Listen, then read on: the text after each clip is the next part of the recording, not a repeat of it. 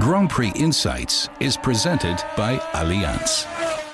Welcome to the Grand Prix of Italy at the Royal Park of Monza. On this classic racetrack, it is all about high speed.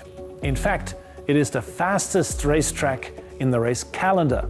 And since high speed is a key for success here, obviously the brakes and the attitude of the car during braking play a decisive role.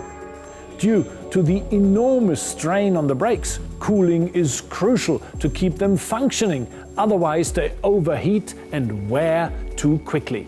To avoid this, before every race, the size of the air intakes get adapted to the particular demands of the circuit, to get enough cooling air through the brake discs. Because obviously, efficient brakes are a performance and a safety issue. Nico, are you looking forward to this race? Oh yeah, definitely look forward to race day. It's the highest average speed of the whole year. We reach top speeds up to 350 kph, so it's very impressive.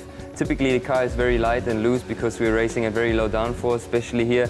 Braking for turn 1 is very tricky because with the low downforce, the car is very, very loose on braking. Low downforce for a high top speed. That means a setup with flat wings. Conversely, however, it also means little grit through the fast corners, or indeed when braking. The wheels now lock more quickly than they'd otherwise do so. Things get really tricky if the track is bumpy as well. The drivers then need to tread very delicately on the brake. There's a couple of bumpy areas in braking in Monza. Normally when you have a lot of downforce on the car, you don't notice these so much, but in Monza you do because the wings are so low. So it's important to pay attention to that. At over 200 kilometers per hour through the Ascari chicane, always on the ideal line, then at full throttle onto the next straight. Here, everything's got to be perfect. Any mistake means at least a loss of time. The same goes for the Parabolica just before the end. Your line here determines your speed on the finishing straight and whether what's been a fast lap so far ultimately remains that way.